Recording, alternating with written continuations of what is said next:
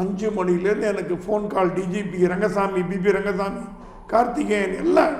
எப்படி இது உனக்கு கிடச்சிது, யார் சொன்னா, எங்கேருந்து எடுத்த, எப்படி உள்ளே விட்டா அந்த. அப்போ நாங்கள் என்ன பண்ணோம், வெறுமை ஆர்டிக்கல் மட்டும் போட்டு இவ தான் வந்து இந்த மாதிரி ஒரு லேடி கில் பண்ணிக்கணும் பெல்ட் பாம்பு போட்டோம். உடனே என்கொயரிலாம் வந்து எல்லாம் வந்தது. நான் திருப்பி 10 மணிக்கு சந்திரசேகர் பார்க்க போனேன் ஆஃபீஸில். என்ன சார் இந்த மாதிரி எல்லாம் கேட்குறாங்க, ஒரே போலீஸ்லேருந்து தொல்லை தாங்க முடியல. எங்கள் ஆஃபீஸில் சொன்னாங்க, எதுவாக இருந்தாலும் எங்களை கேட்க சொல்லுங்கள், நீங்கள் பதில் பேசாதீங்க, எங்கள் ஓனரை சீஃப் ரிப்போர்ட்டர் கேட்டுக்க சொல்லுங்கள், நீங்கள் டோன்ட் ஆன்சர். நாங்கள் இப்போ செல்ஃபோன்லாம் கிடையாது. நான் பாட்டு கிளம்பி சந்திரசேகர் பார்க்க போயிட்டேன். என்னென்னா சொல்கிறாங்கண்ணா, போலீஸ்காரெலாம் மிரட்டுறாங்க சார். அப்படி தான் பண்ணுவாங்க. நீ உண்மையை கொண்டாந்து தெரியல வெளியில், அப்படி தான் பண்ணோம். அடுத்து என்ன பண்ண போகிறேன், என்ன தெரியல சார், இந்த ஃபோட்டோ இவன் தான் கொலை பண்ணான், இவன் தான் கூட இருந்தான். அந்த ஃபோட்டோ எடுத்து கொடுத்தாரு. அந்த மாலையோடு அவர் நிற்கிற ஃபோட்டோவை சந்திரசேகருக்கு முந்தின நாள் நைட்டே வந்துடுச்சு. அந்த கிரைம் சீன்லேருந்து அந்த ரோல், அந்த ஹரிபாபுவோட படத்தை ஒரு எடுத்து போலீஸ்காரன் எங்கேயோ போய் லேபில் பார்த்துருக்கான். எந்த லேபும் நைட்டில் அவைலபிள் இல்லை. வேறு வழி இல்லாமல் சந்திரசேகர் லேபில் கொடுத்துட்டான். சந்திரசேகர் என்ன பண்ணார், இதையும் வந்து கனெக்ட் பண்ணுறாரு. அவங்க போலீஸ்காரங்களுக்கு என்னென்னா, கிரைம் சீனில் என்னென்ன இருக்கோ அதெல்லாம் எடுத்து அந்த புலனாய்வுத்துறைக்கிட்ட ஒப்படைப்பாங்க.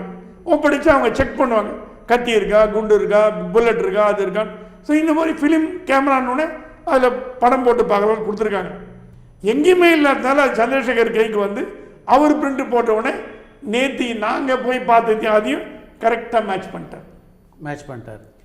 பண்ணி சொன்னார், இவ தான் கொலை பண்ணாரா ராஜீவ்காந்தியை, இந்த லேடி தான்.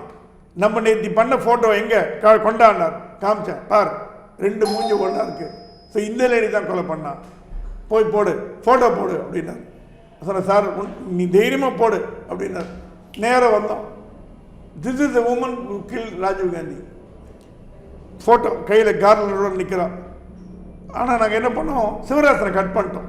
எங்களுக்கு என்னென்ன ஒரு டவுட்டு, யாரோ தெரியாத ஒரு ஆள் ஃபோட்டோ போட்டு கொலைகாரன் போடக்கூடாது. நம்ம இந்த கேஸில் உயிரோடு இல்லை, எங்களுக்கு எவிடன்ஸும் இருக்குது. ஏன்னா அந்த பாடி ஃபோட்டோவை செக் பண்ணோம், அதுவும் இன்னும் கரெக்டாக மேட்ச் ஆகுது.